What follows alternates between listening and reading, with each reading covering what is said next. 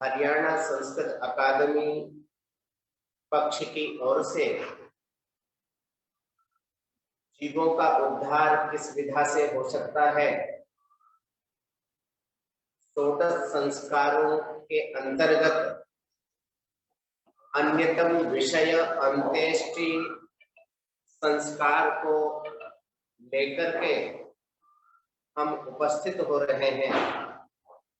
हम धन्यवाद देना चाहते हैं हरियाणा संस्कृत अकादमी के माननीय निदेशक महोदय डॉक्टर दिनेश शास्त्री जी को।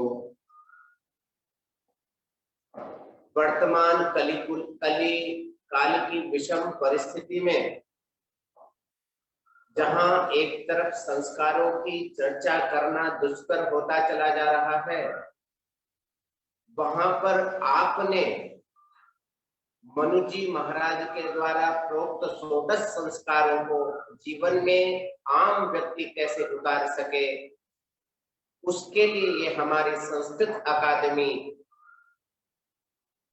विशिष्ट कार्यक्रम अर्थात षोडश संस्कार के अंतर्गत जीवों का उद्धार अथवा ये कहिए जिससे मनुष्य का निर्माण हो सकता है, जिसने अपना अंत सुधार लिया, सब कुछ सुधार लिया, ऐसा एक विशिष्ट संस्कार जिसको अंत्येष्टि संस्कार कहा जाता है, उस विषय पर यथामति, यथा ज्ञान, यथा समय, वर्तमान समय को देखते हुए शास्त्रीय पद्धति को आप सबके समक्ष रखना चाहते हैं।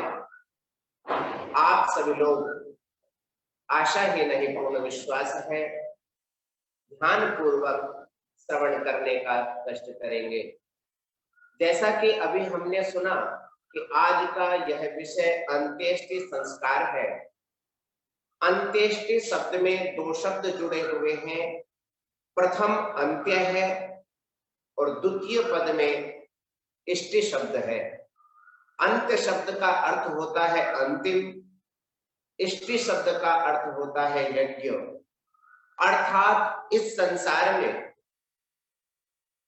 चराचर जीवों में जिनको मनुष्य तन की प्राप्ति हुई है, वह मनुष्य तन अपना अंतिम कर्म किस प्रकार से कर सकता है, करवा सकता है, वो कर्म साधारण नहीं अपितु जिसको शास्त्रों में यज्ञ का फल बतलाया गया है।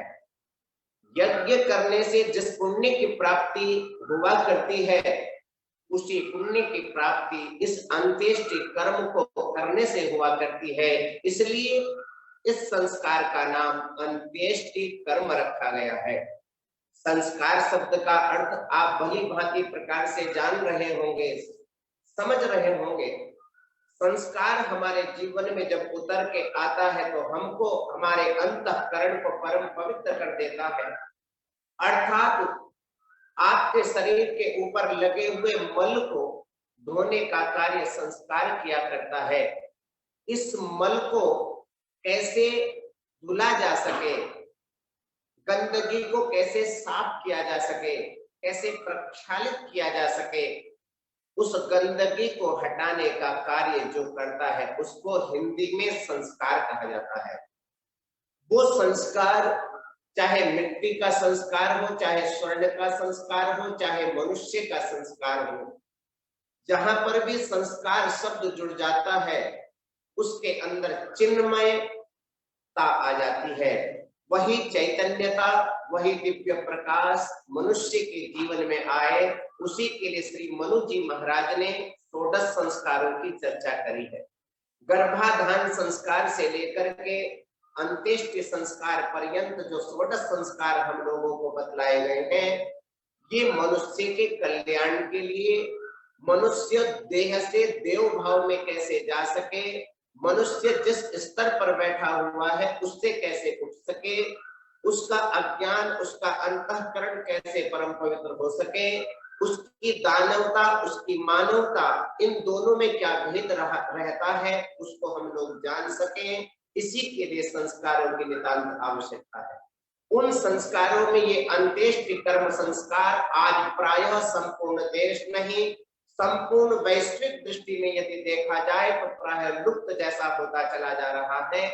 उस लुप्त संस्कृति को प्रायः जागृत करने का कार्य हमारी हरियाणा संस्कृत अकादमी के द्वारा ये चल रहा है।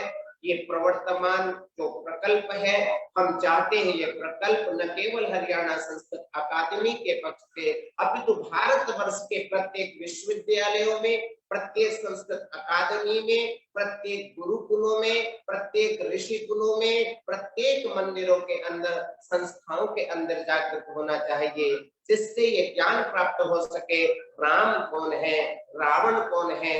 क्योंकि आज राम को बनाने वाली विधा हमारे पास में नहीं रही, रावण की प्रवृत्ति हमारे जीवन में दिन प्रतिदिन बढ़ती चली जा रही है, उसको कैसे शांत किया जा सकता है, उसके लिए ये अंत्येष्टि कर्म संस्कार के ऊपर हम थोड़ा सा विवेचन करते हैं। सज्जनों, ये अंत्येष्टि कर्म अपने जीवन को सुधारने का विशिष्ट कर्म है। अपने जीवन को कैसे सुधारा जा सकता है, अर्थात गर्भाधान संस्कार जब किया जाता है, वो संस्कार भी अभी बालक माता की उदर में आया नहीं है, उससे पहले संस्कार किया जा रहा है। और ये अंत्येष्टि कर्म संस्कार अब संसार में जीव रहा नहीं है, संसार से चला गया है, उसके बाद में होने वाला जो प्रथम संस्कार है उसको अंत्येष्टि संस्कार कहा जाता है। कुछ लोग अंत्येष्टि कर्म संस्कार को ही प्रथम संस्कार मानते हैं, कुछ लोग विद्वान परिणय संस्कार को, विवाह कर्म को प्रथम संस्कार मानते हैं, कुछ लोग गर्भाधान संस्कार को प्रथम संस्कार मानते हैं। अस्तु, कोई भी संस्कार पहला माना जाए, परंतु हमको लगता है अंते यामति सागति ही, अंत में व्यक्ति की, जीव की जिस प्रकार की मति हुआ करती है उसी प्रकार की सद्गति उन जीवों की हुआ करती है। इसलिए श्रीमद् भागवत जी में भी एक बात स्पष्ट रूप में कही गई है कि आप सब कुछ करना, परंतु अंते नारायण स्मृति ही, नारायण नारायण नारायण बोल करके यदि आप अपने शरीर का उत्सर्ग करोगे तो इस संसार रूपी भवसागर से सदा सर्वदा के लिए तर जाओगे। सदा सर्वदा के लिए तरने के लिए अंते नारायण स्मृति ही परमावश्यक है।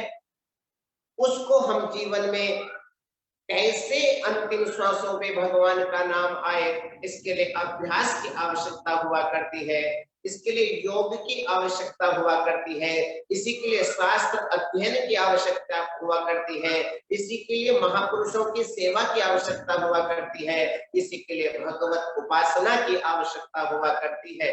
यदि हम ये विचार करें कि अंत में भगवान का नाम आ जाएगा, हम आजीवन विषय भोगों में अपने जीवन को लिप्त रखें और अंत में नारायण नाम आ जाए, असंभव है। इतना असंभव है कि ये संभव नहीं हो सकता। महाराज, जन्म जन्मांतर की जब साधना की जाती है और कल्प कल्पांतर युग युगांतर के पाप जल करके जब राख हुआ करते हैं, तब मनुष्य तन की प्राप्ति हुआ करती है। इस मनुष्य तन को प्राप्त करने के उपरांत विषय भोग इत्यादि संसाधनों को लिप्त करने के लिए, भोगने के लिए मनुष्य तन की प्राप्ति नहीं, अपितु 84 लाख योनियों से सदा सर्वदा के लिए हम लोग तर जाएं, इसके लिए मनुष्य तन की प्राप्ति हुआ करती है। उस मनुष्य तन की प्राप्ति में ये मुख्यतम संस्कार, अंत्य कर्म संस्कार जिनका सुधर जाता है उनका सब कुछ सुधर जाया करता है। आज वर्तमान स्थिति में क्या स्थिति हो गई है, संसार को छोड़ करके जीव चला जाता है, उस जीव को ये ज्ञात नहीं रहता मेरे पुत्र मेरे लिए क्या करेंगे। क्योंकि सबसे बड़ी बात यह है, आज पुत्र उत्पन्न ही नहीं हो पा रहे हैं।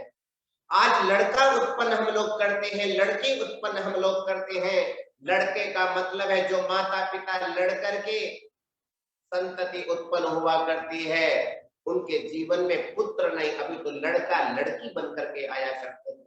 पुत्र शब्द का अभिप्राय है जीवितो वाक्य करना, मृता है भूरि भोजनात्, गयायाम पिंडदानाच्च, त्रिभिः पुत्रस्य पुत्रता।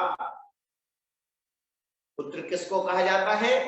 पुत्र उसको कहा जाता है जो जीवन पर्यंत माता पिता की आज्ञा का, गुरुजनों की आज्ञा का, शास्त्रों की आज्ञा का पालन करते हुए और उन माता पिता के चले जाने पर शास्त्रीय विधि से और तो दैहिक क्रिया को संपादित करे, अर्थात अंत्येष्टि कर्म संपादित करे। गयायाम पिंडदानाच, और तीर्थराज गया जी में जाकर के अपने माता पिता दादा परदादा के लिए जो पिंडदान करता है, 3 कर्म करने वाला संसार में पुत्र कहलाता है। जो ये 3 कर्म करता है उसको संसार में पुत्र कहा जाता है। इसलिए पहले सर्वप्रथम हम लोगों को ये विचार करना चाहिए कि हम पुत्र हैं कि लड़के हैं। यदि हम पुत्र हैं तो इन 3 कर्तव्यों को अवश्य अपने जीवन में उतारें, और यदि हम पुत्र नहीं है, लड़के हैं, तो फिर कोई आवश्यकता नहीं है। उनकी सनातन धर्म उन्हीं को शिक्षा प्रदान करता है जो पुत्र हुआ करते हैं, जो पुत्री हुआ करती हैं, जो सनातन धर्म के नियमों को जीवन में उतारने का प्रयास किया करते हैं, उनके लिए सनातन धर्म है। सनातन धर्म का मतलब है चींटी से लेकर ब्रह्मा पर्यंत सबको तार सके, सबका उद्धार हो सके। ये ऐसा विलक्षण शास्त्र है। इसलिए जीव अपने सद्गति को प्राप्त करने के लिए मरणावस्था में क्या कर्म करना चाहिए, ये बातें जहां पर हमको बतलाई गई हैं, उस संस्कार का नाम अंत्येष्टि कर्म संस्कार है। अंत्येष्टि कर्म संस्कार की बहुत सारी विधाएं हैं।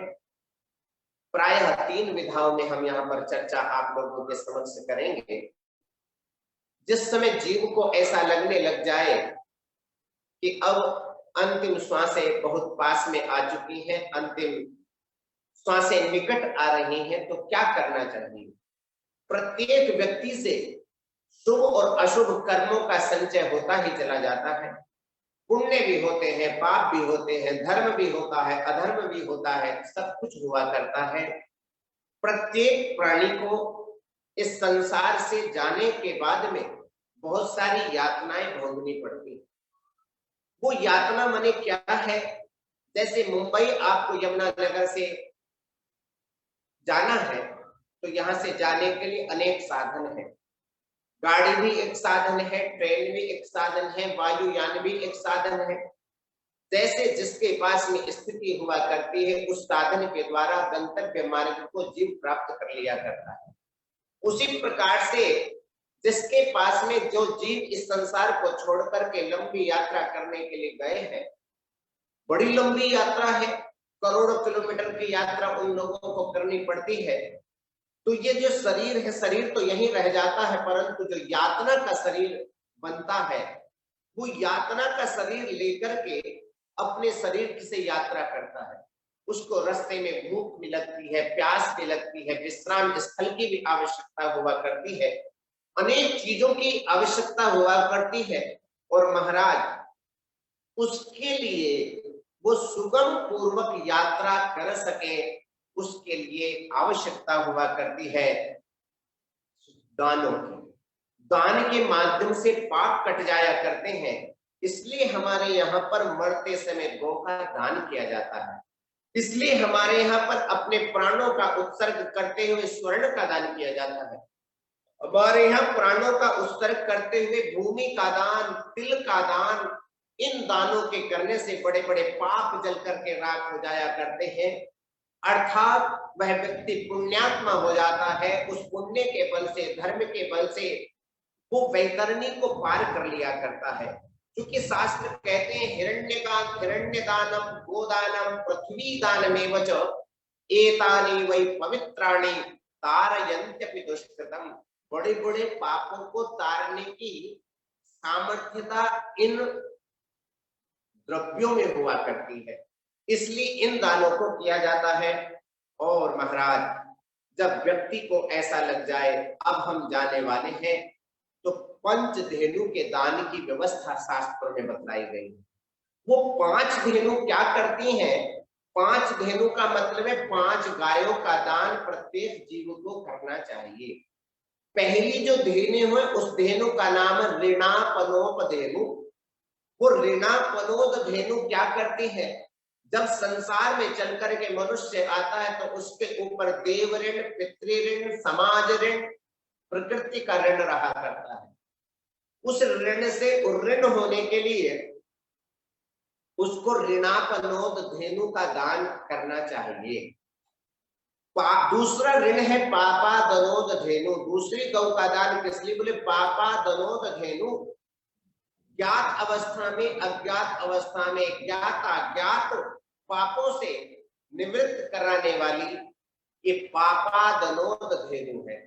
इस दूसरे दान करने से, दूसरी गौ माता के दान करने से हमारे ज्ञात अज्ञात अवस्था के सकल दुष्कृत मिट करके राख हो जाया करते हैं, इसलिए दूसरी गौ का दान करना चाहिए। तीसरा दान उत्क्रांति धेनु। उत्क्रांति धेनु का अभिप्राय है जिस समय संसार को छोड़ करके जीव दूसरे लोक की यात्रा करना चाहता है, उस समय भयंकर पीड़ा जीवों को हुआ करती है, असह्य कष्ट हुआ करता है, प्राण निकलना चाहते हैं, परंतु पाप आकर के आगे खड़े हो जाते हैं। पापों के कारण श्वासें रुक जाया करती हैं, कफ वात मल मूत्र का त्याग होना प्रारंभ हो जाता है। ऐसी स्थिति में प्राण निकल नहीं पाते, संकट में पड़ जाते हैं। उन संकट की रक्षा करने के लिए उत्क्रांति धेनु का दान किया जाता है।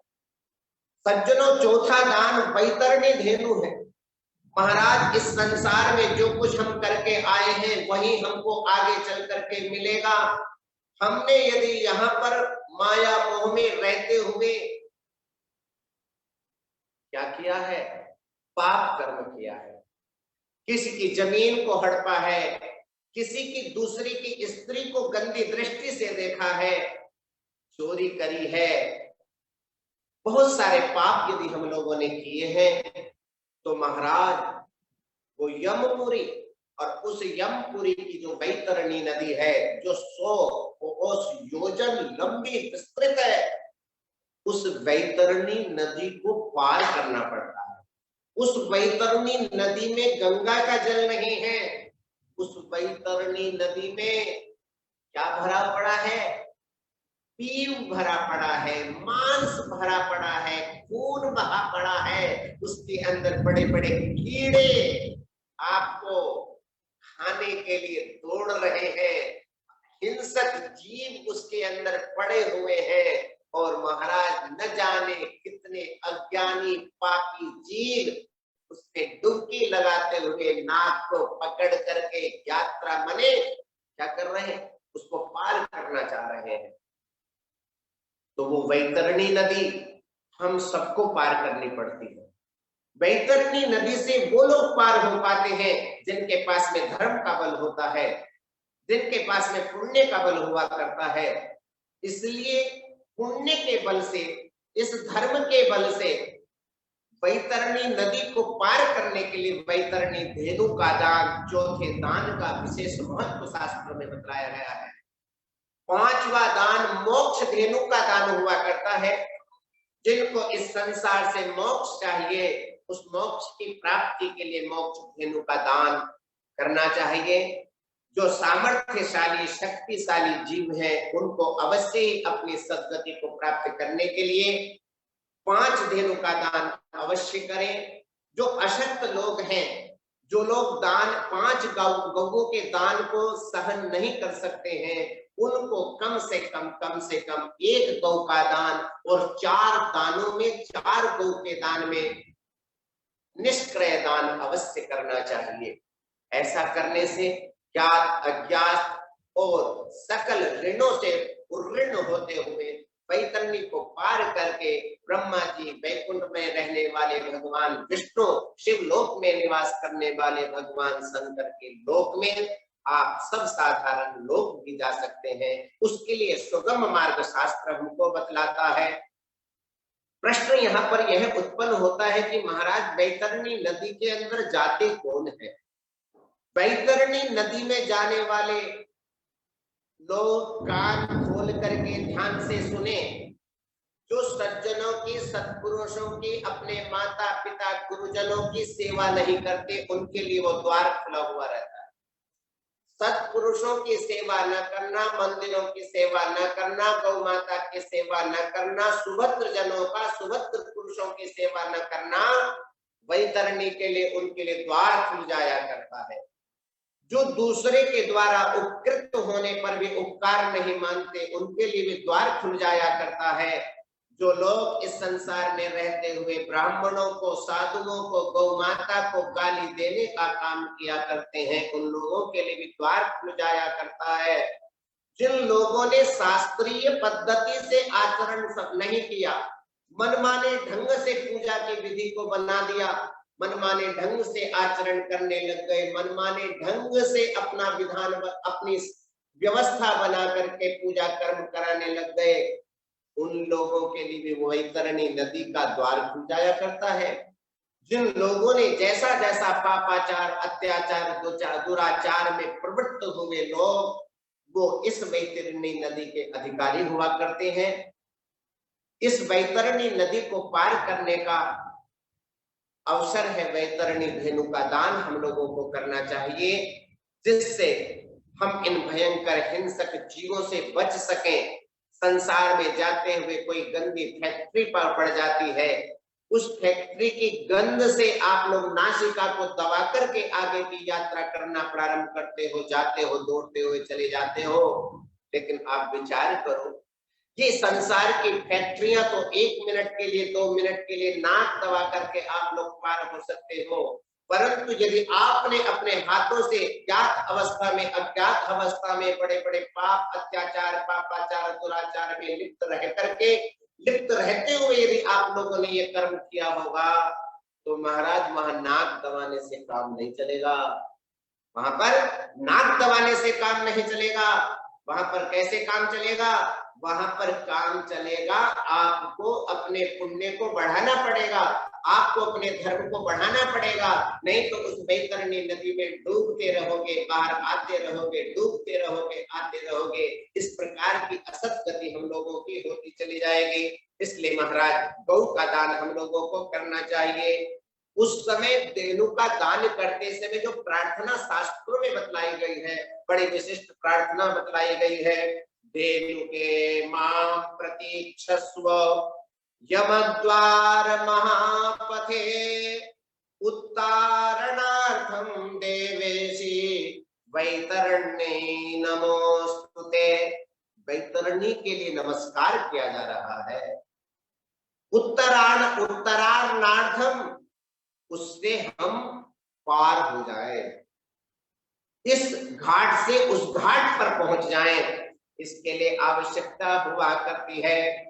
महाराज इस प्रकार से जब जीव को अपने प्राणों का उत्सर्ग करने की विधि है। प्राणों का उत्सर्ग करते समय डल्लभ का गद्दा नहीं होना चाहिए, ऊपर की मंजिलें नहीं होनी चाहिए, अट्टारिकाएं नहीं होनी चाहिए, भूमि होनी चाहिए, भूमि। और भूमि के ऊपर कुशा का आसन होना चाहिए। उस कुशा के आसन पर बैठ करके भगवान श्री नारायण को हाथ में लेकर उनकी पूजा करता हुआ, नारायण नारायण शब्द का उच्चारण करता हुआ यदि प्राणों का उत्सर्ग कर देता है, तो सज्जनों वो नारायण के धाम में ही पहुंच जाता है। परंतु यदि हमने अपने प्राणों का उत्सर्ग हॉस्पिटल के अंदर किया है, यदि हमने अपने प्राणों का उत्सर्ग एक्सीडेंट के अंदर हमारा हुआ है, यदि हमने अपने प्राणों का उत्सर्ग ऊपर की अट्टारिकाओं पर किया है, तो शास्त्र कहते हैं ये दोष नहीं है, एक महादोष उपस्थित हो जाता है। इस महादोष से बचने के लिए शास्त्र आज्ञा करते हैं कि वैसा प्रायश्चित करके पहले प्रायश्चित किया जाता है, उसके बाद उस व्यक्ति का संस्कार किया जाता है। तो संस्कार करने से पूर्व पहले ये जान लें कि हम लोगों की मृत्यु किस अवस्था में हुई है। आपने ये भी सुना होगा कि पंचक में मृत्यु होने पर 5 उत्तल का दाह किया जाता है। वो 5 नक्षत्र धनिष्ठा, शतभिषा, पूर्वा भाद्रपद, उत्तरा भाद्रपद और रेवती हुआ करता है। इन 5 नक्षत्रों में यदि व्यक्ति का, यदि जीव का प्राणों का उत्सर्ग हो जाता है तो उनके संस्कार की विधि थोड़ी अलग हुआ करती है। पहले पुत्तल दाह के साथ में शव का संस्कार किया जाता है, उसके बाद में पूरी विधि वहां पर बतलाई जाती है। जब जीव संसार को छोड़ करके चला जाए तो क्या करना चाहिए? प्रायः संसार में देखा जाता है कि संसारी लोग अपने संबंधी को याद करके जोर जोर से रुदन करते हैं, रोया करते हैं। रोना नहीं चाहिए। यदि जितना वो जीव जितने रोएंगे और उनके आंखों से जितनी अश्रुधारा प्रवाहित होगी, उतना ही असह्य वेदना उस जीव को भोगनी पड़ेगी। यदि आप लोग ये चाहते हैं कि हमारा ये संबंधी सुखपूर्वक यात्रा कर सके, उसके लिए हम लोगों को श्री राम जय राम या नारायण नारायण नारायण नारायण नारायण नारायण क्या करना चाहिए? रुदन नहीं, आंखों से रुदन नहीं करना है। अभी तो क्या करना है? भगवान का मुख से उच्चारण करना है, जिस उच्चारण से उस व्यक्ति का कल्याण हो सके। जाते समय उसके मुख में गंगा जल का पान कराया जाए, तुलसी दल का पान कराया जाए और पंचामृत का पान कराया जाए। वो सुन न सके, देख न सके, तब भी नारायण नारायण उसके कानों में सुनाई पड़ना चाहिए। ऐसा करने से भी महाराज उसका पुण्य बढ़ जाता है। उस पुण्य के बल से इस संसार की यात्राओं को त्याग करके सदा सर्वदा के लिए वह जीव उन्मुक्त हो जाया करता है। इसलिए महाराज यहाँ पर ये विधा आती है, जब स्नानादि कर्म उस जीव का, पहले उसकी संख्या जीव होती है, अब उसकी संज्ञा शव हो जाया करती है। जब इससे वो जीवात्मा निकल जाती है तो इसको जीव नहीं कहा जाता, उसको क्या कहा जाता है? शिव नहीं कहा जाता, अपितु शव कहा जाता है। वो शव के लिए 6 पिंडों का निर्माण किया जाता है, जिसको षट पिंड दान कहा जाता है। ये 6 पिंड एक मृत्यु के स्थान पर, जहां पर उस जातक की मृत्यु हुई है, दूसरा पिंड घर के दरवाजे पर देना चाहिए, तीसरा पिंड जहां स्मशान का मार्ग आता है, जिसको चौराहा कहा जाता है, वहां देना चाहिए। चौथा शमशान घाट के पास में जो विश्राम स्थल आता है, वहां देना चाहिए। पांचवा जहां पर चिता का स्थान आता है, वहां देना चाहिए। छठा पिंड जिस समय अस्थि का संचय किया जाता है, वहां दिया जाना चाहिए। इनको देने से उसके शरीर, उसका जो शरीर है, भौतिक शरीर तो यहीं पर जल करके राख हो जाया करता है, परंतु वो आत्मा एक यातना का शरीर बनाती है, भोगने का शरीर बनाती, उसको भोगायतन शरीर कहा जाता है। और वो भोगते हुए इन नदियों को पार करते हुए ऊर्ध्वलोक या अधोलोक की यात्रा किया करता है अपने कर्म के अनुसार। परंतु आश्चर्य की बात यहाँ पर एक आती है, जिन माता पिता ने अपने बच्चों के लिए लाखों करोड़ों रुपया संसार में छोड़ करके जाया करते हैं, परंतु रुपया छोड़ लेने मात्र से संस्कार संपादित शास्त्रीय विधि से हो सके ये कोई जरूरी नहीं है। शास्त्रीय विधि से संस्कारों को जीवन में उतारने के लिए संस्कारों की आवश्यकता है। ये रुपया, ये धन, ये दौलत इस संसार की वस्तुएं संसार में रहेगी। ध्यान रखना, आप सबके साथ यदि कोई वस्तु जाएगी तो उस वस्तु का नाम धर्म होगा, उस वस्तु का नाम संस्कार होगा। अपने बच्चों को धन दौलत के साथ में संस्कार दीजिए कि बेटा अब तुम पुत्र हो तो पुत्र का ये कर्तव्य है। ये कर्तव्य आप यदि स्वयं अपने जीवन में अपने माता पिता के लिए कर सकोगे, तब वो बालक आप लोगों को देख करके ये शिक्षा ग्रहण कर पाएंगे कि मेरे माता पिता ने अपने माता पिता के उत्सर्ग के समय अमुक कर्म किया था, मेरे को वैसा करना है।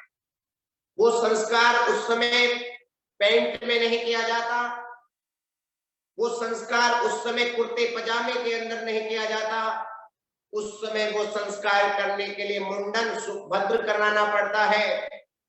बहुत सारे विशिष्ट विशिष्ट शहरों के अंतर्गत हम लोग देख रहे हैं, संस्कार करने वाला मुंडन नहीं करता।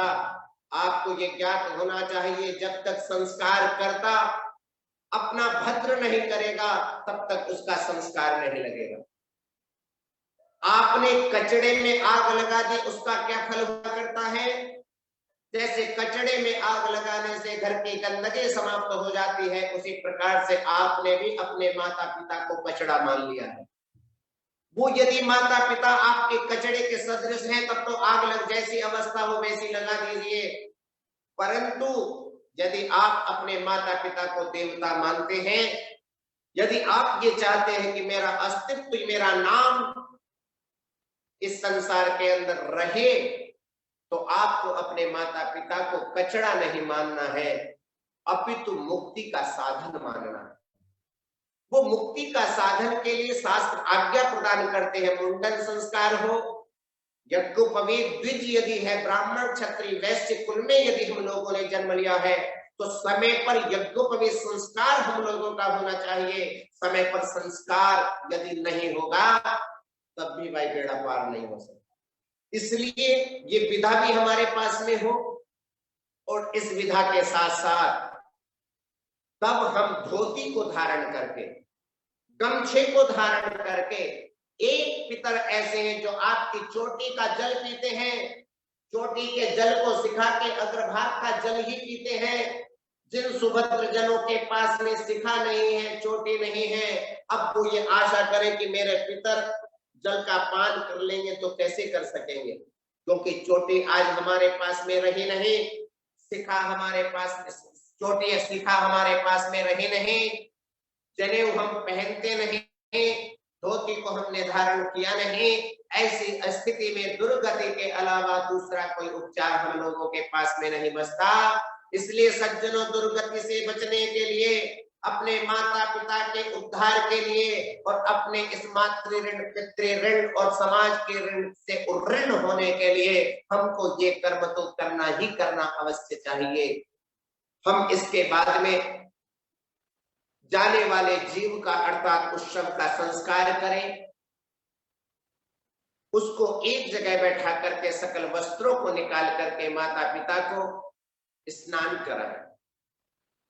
वो स्नान किससे कराएं? पंचामृत से, दूध दही घी मधु शक्कर से स्नान कराएं। नए घट के जल से स्नान कराते चले जाएं, पंचगव्य से स्नान कराएं। क्योंकि हमारे बहुत सारे छिद्र हुआ करते हैं, मुख में, नाक में, आंखों में, दोनों कानों में, अर्थात इन 7 जगह पर स्वर्ण के खंड डाल दें। क्या कर दें? स्वर्ण के खंड डाल दें, और स्वर्ण के खंड डालने के बाद इस शरीर के ऊपर घी का, चंदन का लेप लगाएं। और फिर आप जानते हो, जब संसार में जीव चल करके आता हो, चाहे अमीर हो चाहे गरीब हो, चाहे काला हो चाहे गोरा हो, चाहे मोटा हो चाहे पतला हो, भगवान ऊपर से वस्त्र दे करके नहीं भेजते।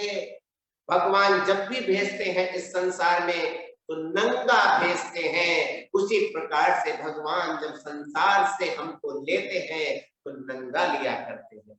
ये बीच की प्रक्रिया अर्थात जन्म काल और मृत्यु काल दोनों का समान है, परंतु बीच में हमको पैंट और शर्ट और कुर्ता और पजामा ये याद आया जाया करता है। इसलिए याद रखना, जिस समय आप उस लोक में जाओगे अर्थात चिता में आपको दफनाया, चिता में आप सजाए जाओगे, उस समय पैंट शर्ट काम नहीं करेगी, उस समय कफन नाम का एक वस्त्र होगा, उस कफन में आप लपेट दिए जाओगे। इसलिए कम से कम 24 घंटे में 24 मिनट के लिए तो वस्त्र अर्थात धोती को धारण करना ही करना चाहिए। ये शास्त्र का नियम है, ये शास्त्रीय पद्धति है, क्योंकि आप पूरे जीवन याद रख सकोगे कि आपको शर्म नहीं आएगी।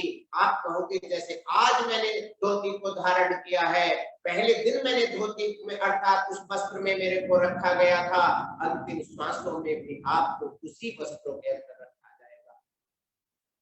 अर्थी को सजाया जाए, विधि पूर्वक अर्थी सजे। ये सब कर्म अर्थात पंचधेनु के दान, 10 विध दान, 8 महादान, बहुत सारे दान बतलाए गए हैं। इन दानों को करें और यात्रा हम वहां की प्रारंभ कर लें। भगवान नाम संकीर्तन करते हुए यात्रा प्रारंभ करनी चाहिए। भगवान के नाम की वो महिमा है कि महाराज बड़े बड़े पापों को पार करके हम लोग तर जाया करते हैं। तरने का एक साधन है नारायण स्मृति।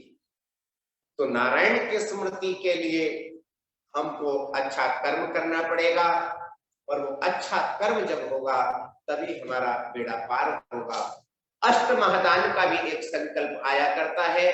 इन 8 महादानों में पहले 10 दान और फिर अष्ट महादान।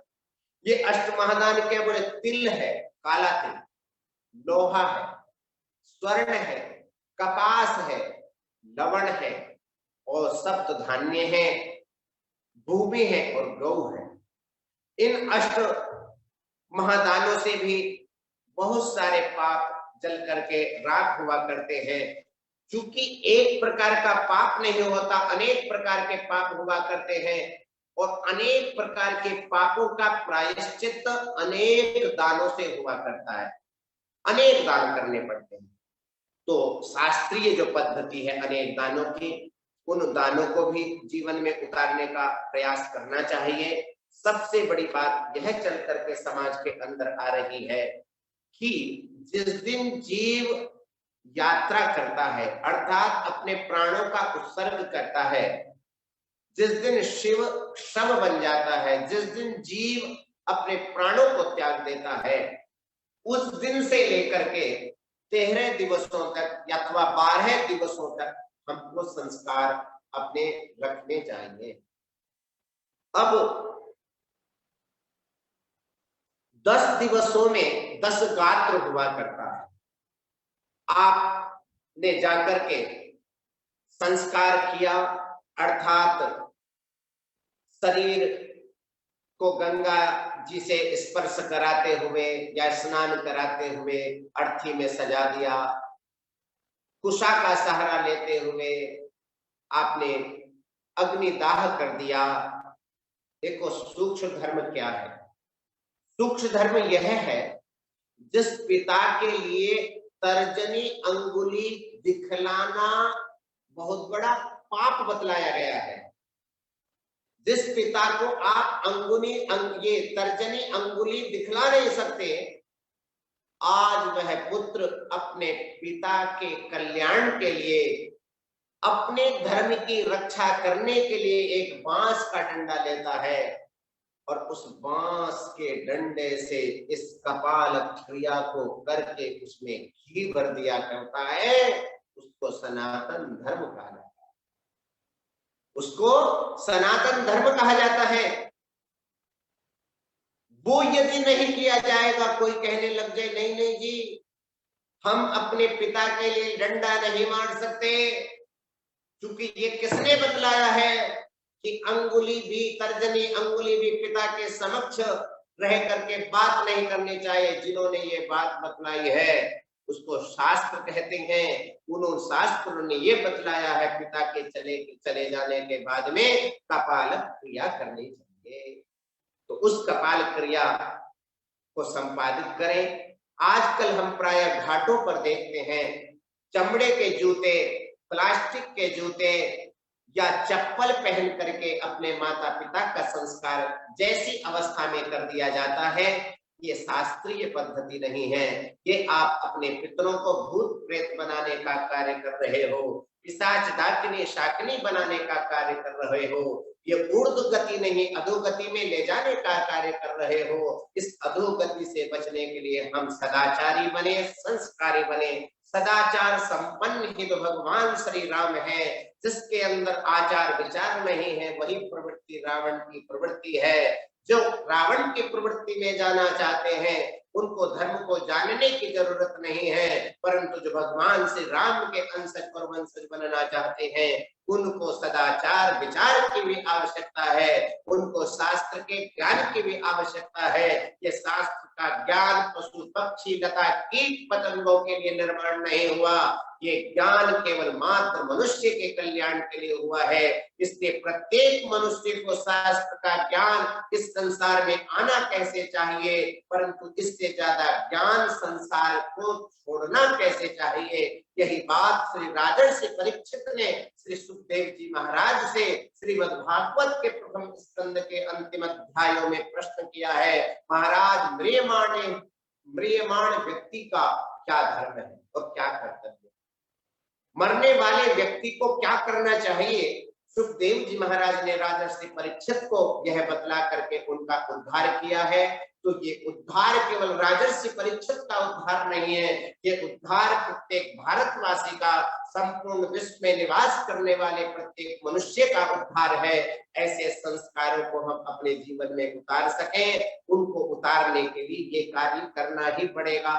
तो भाई, पैंट शर्ट कुर्ता पजामा इत्यादि निषेध है, इनको उतार करके ही हम लोगों को सदाचार संपन्न रहते हुए, शास्त्र की आज्ञा का पालन करते हुए हम अपने जनों का, अपने संबंधियों का संस्कार संपादित करें। उसके उपरांत जब हम वहां पर पहुंच जाए, कपाल क्रिया कर लें, उसके बाद में वहां पर रोने का विधान शास्त्र में आता है। रुदन कहाँ करना चाहिए? रुदन वहां पर करना चाहिए जहां पर चिता जल रही हो, कपाल क्रिया संपादित कर दी हो, उस समय यदि आप वहां पर रुदन करते हो, उसका स्मरण करते करते, तो उसको शांति मिलती है, उसको सुख मिलता है। परंतु संसार में उल्टा हुआ करता है, जब हम चिता स्थल पर पहुंच जाते हैं वहां पर भूल जाते हैं, वहां पर गप लगाना प्रारंभ कर देते हैं, उसके अच्छे कर्मों को, बुरे कर्मों को हम लोग याद करना प्रारंभ कर देते हैं, परंतु हम रुदन नहीं करते, हम नारायण स्मरण नहीं करते। आप अधिकाधिक नारायण स्मरण करो अथवा क्या करो, रुदन करो। रुदन करने से आपका अंतःकरण परम पवित्र हो जाता है। भगवान के नारायण स्मरण करने से जीवन का कल्याण हो जाता है। तो उभय विध दोनों स्थितियों में भगवान के नाम का स्मरण आंखों से करोगे तब भी कल्याणकारी है, मुख से करोगे तब भी कल्याणकारी है। आंखों से और मुख से अवश्य हम लोगों को करना ही करना चाहिए, प्रार्थना करनी चाहिए। येस्मिन् श्मशाने देवः सुयुर्भगवन्तः सनातनाः, ऐसी प्रार्थना करते हुए हम अस्थि का संचय यदि गंगा, पवित्र गंगा जी के किनारे, यमुना जी के किनारे, नर्मदा जी के किनारे, पवित्र नदियों के किनारे यदि शव का दाह कर रहे हैं, तब उसी समय अस्थि का प्रवाह गंगा के किनारे तो कर ही दिया जाता है। परंतु जो राजस्थान इत्यादि के भूभाग हुआ करते हैं, वहां पर जंगल में, खेत में अथवा जहां पर ये संस्कार कराया जाता है, वहां पर संस्कार को संपादित करने के बाद तीसरे दिन अस्थि का संचय किया जाता है। उस अस्थि के संचय करते समय उन अस्थियों को सर्वप्रथम कपाल की अस्थियां, फिर पैरों की अस्थियां चयन करना चाहिए। उन अस्थियों को एकत्र रेशमी वस्त्र में रख करके दूध के द्वारा उनको सिंचित करना चाहिए, सींचना चाहिए। और कोशिश ये करनी चाहिए कि तीसरे दिन से लेकर के 10वें दिन पर्यंत हरिद्वार में या कहीं गंगा जी पर उन अस्थियों का प्रवाह कर सके, क्योंकि शास्त्र ने ही ये आज्ञा हमको प्रदान करी है कि यदि इन 10 दिनों के अंदर अस्थियों का प्रवाह कर दिया जाता है तो जो गंगा जी में अपने प्राण के उत्सर्ग करने का पुण्य प्राप्त हुआ करता है, उसी पुण्य की प्राप्ति अस्थियों के दान करने से भी हो जाया करती है। इसलिए अस्थियों का दान गंगा जी में किया जाता है, परंतु वो अस्थियों का दान तीसरे दिन से लेकर के 10वें दिन तक किया जाता है। और जब हम इस कर्म को संपादित कर लेते हैं, चिता जल जाती है, लगभग 4 घंटा एक शरीर को जलाने में लगा करता है, पूरे शरीर को वहां पर जलाना चाहिए। जब हृदय का थोड़ा सा हिस्सा अवशिष्ट रहे, उस थोड़े से कपोत माने कबूतर के सदृश थोड़े से हिस्से को, अवशिष्ट हिस्से को, उसको गंगा जी में छोड़ दिया जाता है पक्षियों के लिए, बहुत सारे जीवों के लिए। और फिर उसके बाद में अस्थि का संचय कर लिया जाता है। उसके बाद घर आया जाता है, नीम की पत्तियां चबाई जाती है, वहां पर उनको तोयांजलि दी जाती है। तिल लेकर के अपने उस संबंधी के लिए हम लोग जल का दान करें, इसकी एक विधि हुआ करती है। पहले दिन 1 अंजलि जल दान करना है, दूसरे दिन 2 अंजलि जल दान करना है, तीसरे दिन 3 अंजलि दान करना है, चौथे दिन 4 अंजलि दान करना है। इस प्रकार से 10वें दिन 10 अंजलि दान उन लोगों को करना चाहिए। क्रमशः 55 अंजलि जल का दान अपने संबंधी के लिए हम लोग करते हैं। कुछ लोग बाहर रहते हैं, बाहरी व्यक्ति कैसे क्या कर सके, उस व्यक्ति को यदि 5वें दिन ये ज्ञात होता है कि मेरे अमुक व्यक्ति, मेरे अमुक संबंधी संसार को छोड़ करके चले गए हैं, वो वहां से भी यदि आ नहीं सकता है तो तिल तोयांजलि वहां पर प्रदान कर सकता है। 5वें दिन तक की अंजलि एक साथ प्रदान करके 6, 7, 8, 9 और 10वें दिन का कृत्य संपादित करें। 10वें दिन 10 गात्र हुआ करता है। 10 गात्र का मतलब है प्रत्येक दिवस एक जब हम यात्रा करने के लिए जाते हैं, भयंकर अंधकार के कूप हुआ करते हैं, उस अंधकार के कूप से बचने के लिए पीपल के पेड़ पर एक तेल का दीपक जलाया जाता है और वहां पर पीने के लिए वहां पर दूध मिश्रित जल और तिल छोड़े जाते हैं। 1 घट जल के लिए और 1 घट में आपके अंधकार को मिटाने के लिए, दीपक के लिए, ये 2 घट उस पीपल के पेड़ पर टांग दिए जाते हैं। क्रमशः 10 दिन व्यतीत हो जाते हैं। सुबह और शाम दोनों समय जो संस्कार करने वाला संस्कार करता है, वो संस्कार करता वहां पर जाकर के ये कर्म करे। दूसरी बात, संस्कार कर्ता के लिए बहुत सारे नियम हुआ करते हैं। संस्कार कर्ता डल्लव के गद्दे पर न सोए, वो भी कुशा का आसन बैठा करके, जहां पर उसके संबंधी का शरीर पूरा हुआ है, वहीं पर दीपक जलाते हुए वहां पर संस्कार संपन्न करे, वहीं पर शयन करे, वहीं पर अपने हाथों से भोजन का निर्माण करे। उस भोजन में न हल्दी होती है, न अन्य वस्तुएं होती हैं, अपितु या तो उड़द हुआ करता है, या आलू हुआ करता है, या कुछ भी एक अन्न लेकर के एक दिन में एक बार अन्न लेना चाहिए। दूध नहीं लिया जा सकता, दही नहीं लिया जा सकता। इस प्रकार से शास्त्रीय नियमों का पालन करते हुए उस जाने वाले जीव की सद्गति के लिए हमको तपस्या करनी पड़ती है। बिना तप किए आप सोचो कि उस अमुक व्यक्ति का कल्याण हो जाए, उसने अपने पितरों का उद्धार जब किया होगा, जब उसने तप किया होगा, आज उनकी यदि बारी आई है तो हम लोगों को तप करना पड़ेगा। इस प्रकार से 14 पीढ़ियों का कल्याण 14 पीढ़ियां तर जाती। कितनी पीढ़ियां? 14 पीढ़ियां महाराज तर जाया करती हैं। 10वें दिन 10 गात्र विधि ये ब्राह्मण के द्वारा नहीं, ये महाब्राह्मण के द्वारा कराई जाती है। महाब्राह्मण और ब्राह्मण में अंतर हुआ करता है। आज पूरे देश के अंदर जो ब्राह्मण हुआ करते हैं वही महाब्राह्मणों का कर्म कर रहे हैं, और जो महाब्राह्मण है वो ब्राह्मणों का कर्म कर रहे हैं। नतीजा समक्ष है, सबके सामने है। इसलिए नहीं, 10 दिन तक के कृत्यों का जो दक्षिणा हुआ करती है, जो पूरी व्यवस्था हुआ करती है, वो ब्राह्मण उसको लेने का अधिकारी नहीं है, उसको लेने का अधिकारी मात्र महाब्राह्मण है। महाब्राह्मण के जाने के बाद में ही एकादश माने 11वें दिन जो श्राद्ध, जिसको एकादशाह श्राद्ध कहा जाता है, वो एकादशाह गात्र कराया जाता है। उसमें ब्राह्मण आकर के शुद्धि करके जब वहां पर श्राद्ध होता है, फिर द्वादशाह श्राद्ध होता है, सैया दान होता है, पिंड मिलन होते हैं, नाना प्रकार के भोजन होते हैं, और उसके बाद गोदान होता है, तब जाकर के पूरे घर की एक शुद्धि हुआ करती है। परंतु हम आपसे पूछना चाहते हैं, जो लोग 13 दिनों तक ये कर्म नहीं कर सकते, आजकल 1 दिन में, 3 दिन में, 5 दिन में, 6 दिन में करने की एक प्रथा चल गई है, क्या इस प्रथा से उन व्यक्तियों का कल्याण हो सकेगा जो लोग संसार को छोड़ करके जा रहे हैं? हमको लगता है यदि हम शास्त्र का संबल हमारे पास में है, यदि शास्त्र का ज्ञान हमारे पास में है, यदि महापुरुषों का आशीर्वाद हमारे साथ में है, तो हमको लगता है कि हम उन लोगों को तार नहीं रहे, हम उन लोगों का उद्धार करने के लिए कार्य नहीं कर रहे, हम समाज से बचने के लिए कार्य कर रहे हैं। देखो भाई, समाज क्या कर रहा है, इसको यदि देखोगे तो बहुत अनर्थ हो जाएगा।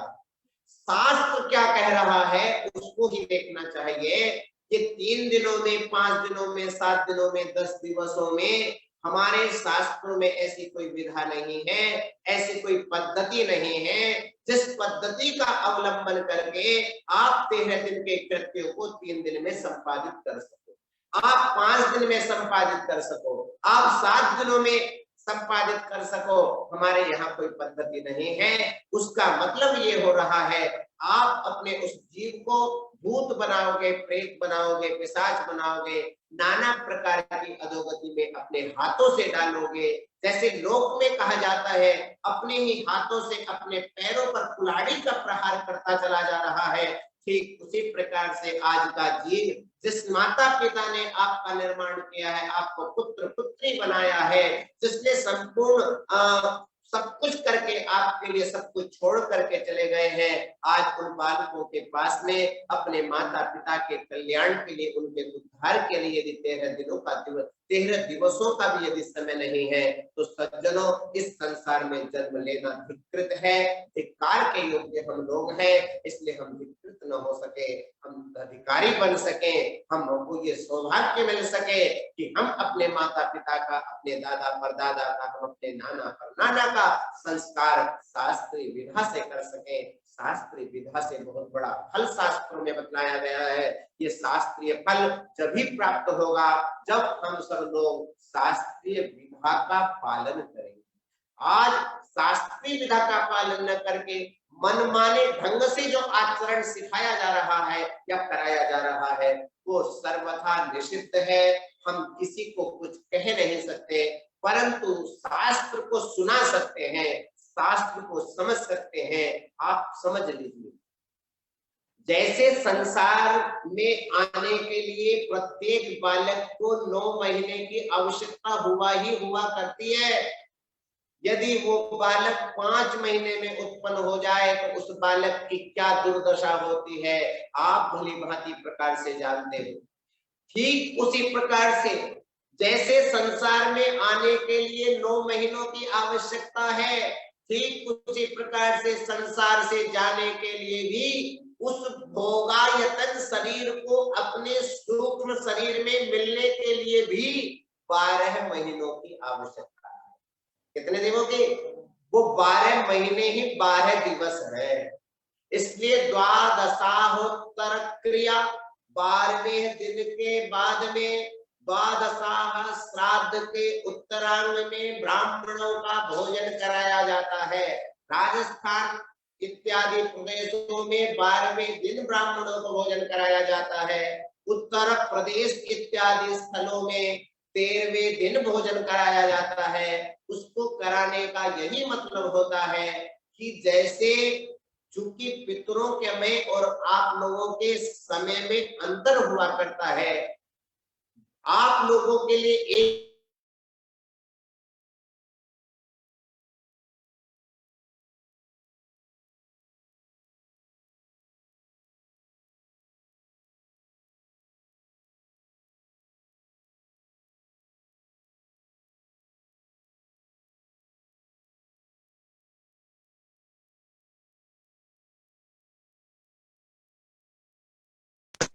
पांच दिनों में, 7 दिनों में कर रहे हैं, इसको हम लोग न करें। हम इसका प्रचार प्रसार करें। भाई अपने घर में अशांति का वातावरण हम क्यों बनाएं, क्योंकि जब तक उनकी सद्गति नहीं होगी तब तक वो हमको आशीर्वाद नहीं देंगे। जब तक आशीर्वाद नहीं देंगे तब तक हम लोगों का कल्याण नहीं होगा।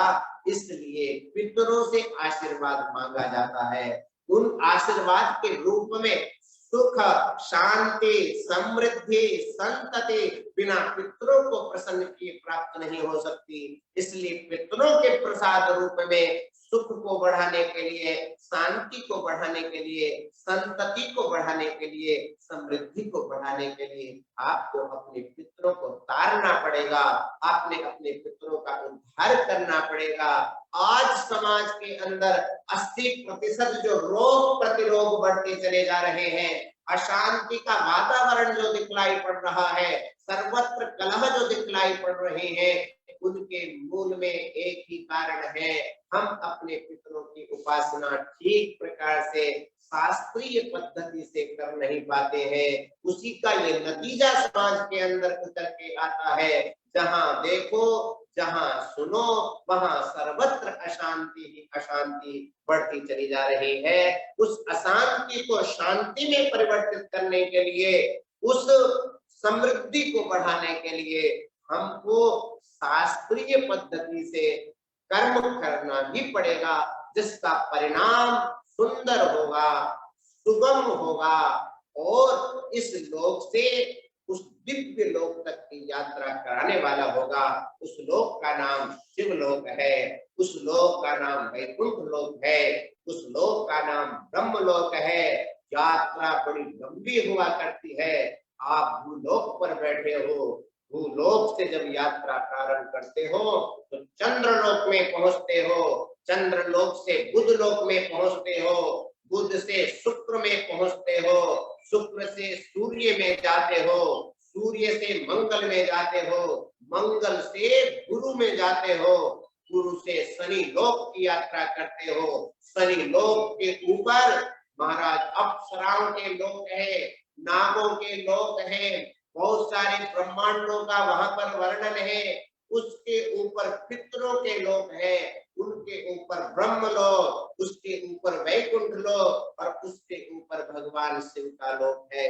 अब आप लोगों के हाथों में है कि आप कौन से लोक की यात्रा, ये तो ऊर्ध्वमने ऊपर के लोक है, उसी प्रकार से नीचे के लोक हैं। 7 लोक ऊपर है, 7 लोक नीचे है और ये ग्रहों की कक्षाएं हैं। इस प्रकार से बड़ा ब्रह्मांड का बहुत बड़ा वर्णन शास्त्रों के अंतर्गत है। हम इस कर्म को सुधारने का प्रयास करें तो लगता है ये जीवन भी और अगला जीवन भी, ये दोनों जीवन हम लोगों के सुधर सकते हैं। आज जो संसार के अंदर ये प्रथा चल रही है कि 3 दिन के अंदर, 2 दिन के अंदर जल्दी से करके अपने कर्म को हम संपादित करना चाहते हैं, इसका नतीजा अच्छा नहीं है। वर्तमान स्थिति बड़ी दयनीय होती चली जा रही है। हमारे भारत में जीव शिव बना करता था, हमारे भारत का जीव शिव होया करता था और आज शिव नहीं, आज तो शव बनता चला जा रहा है। इसलिए भाई आप अपना कल्याण इस प्रकार के माध्यम से करके अपने जीवन को उतार सकते हैं।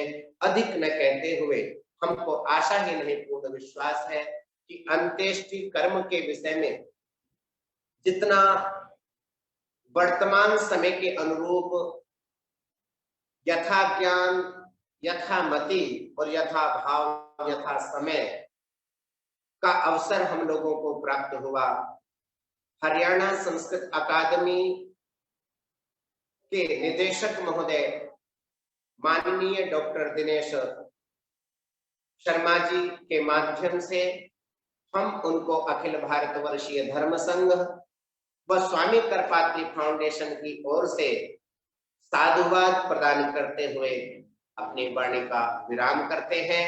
हर हर महादेव।